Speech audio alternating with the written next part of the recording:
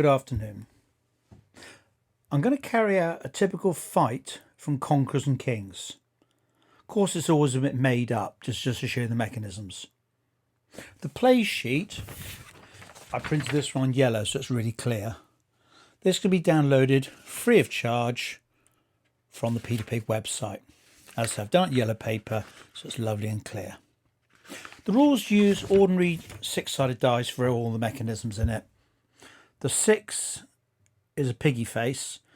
Peter Pig started that, other people copied it. So the 1 is a 1, but the picture is a 6. Here we go. In the closer zone, we're going to have a unit of cavalry. There we go. These are actually Macedonian cavalry. I'm going to have 1 unit of auxiliaries, a second unit of auxiliaries, and a unit of skirmishers.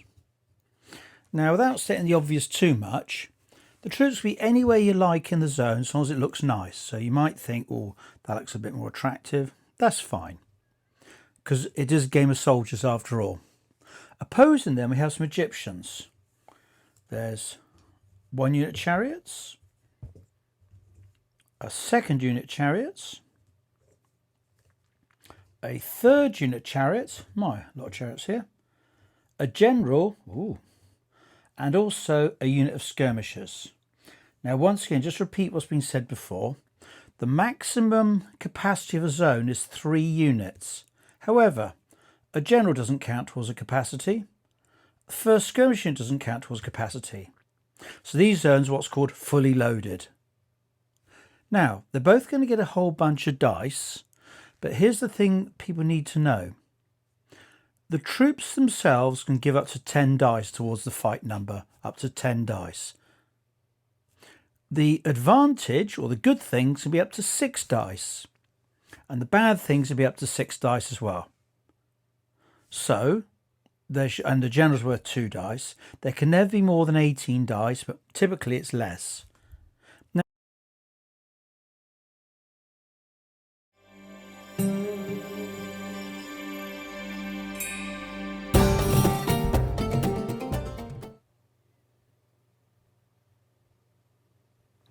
Here we go. The Egyptians are assaulting. There's a little assault marker.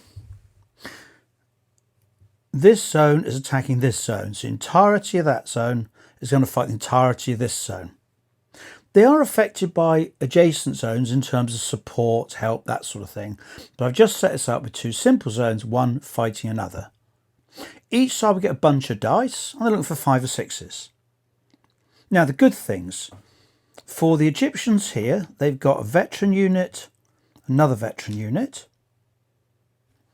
That's all the good things they've got, really, because they're just ordinary. Each proper unit's worth 3 dice. 3 dice for that chariot unit, 3 dice for that chariot, and 3 dice for that chariot unit. Units are at full strength if they've still got 2 bases. Once you get to less than 2 bases, they're damaged. So there we go, 3 units. Only 1 for the skirmisher unit, and 2 for the general. That'd be their total of dice. The Macedonians, now we assume they're not stationary. If someone attacks you, you're still attacking back. They're not just standing around. There's no need for charges and counter charges and stuff like that. 3 for a cavalry unit. These 2 are only auxiliaries, so a 2 dice, 2 dice, and 1 for the skirmishers. The Egyptians have got a total of 6, 7, 8, 9, 10, 11, 12, 13, 14 dice. The Macedonians have got a total of just 8 dice. The winning and losing the fight is based on the number of hits. Numbers of people that die is slightly different. So you could win a fight but lose a lot of men in the attempt to do so. Right, the target goes first is the Macedonians. They need 5 or 6s. Let's wish them luck. I think that's pretty good, actually. In fact, it's very good. 5. They could re-roll, but they're not going to re-roll. The assaulters must actually beat that 5. Unless they beat it, they don't win. It's a win or a lose. There's no draws. I've got to beat 5. All right, well, let's wish the Egyptians luck. Well, that's pretty good too. 1, 2, 3, 4, 5. could re-roll, but not likely to get more than 5 on those dice. So Egyptians have lost. Unless the assaulter wins, they lose. There are no draws. Now, we already know the outcome of the fight now. The target has won, but you've got to see who dies. So sometimes you can lose a fight, but not lose many men because you're armoured, good quality, stuff like that. Now, the 5 hits are applied to the Egyptians by the Egyptian player. So people place their own hits on themselves. Hit number 5 must go on the general. Always hit number 5. Give 4 hits, the general's not affected. But 5 or more, number 5 is on the general. It's not a choice, it just goes on him. Now, the Egyptian will probably put 2 on his skirmishers because they won't leave any bodies and they might help delay problems. I'll put 1 on each of these chariot units. There's the 5 hits. The Macedonian, although he's winning, he still doesn't want to lose men. 2 on these armoured cavalry, 2 on the auxiliaries, and 1 on the skirmishers. Now here's the next little bit of rules. When you place hits from fights, it's a max of 2 per unit. You couldn't put them all on just the same unit. 2 per unit, and that spreads it around a bit. Now all the saves are basic 4, 5, 6 with modifiers. So these 2 on the skirmishers, they need 4, 5, 6s. 4, 5, 6s on that one.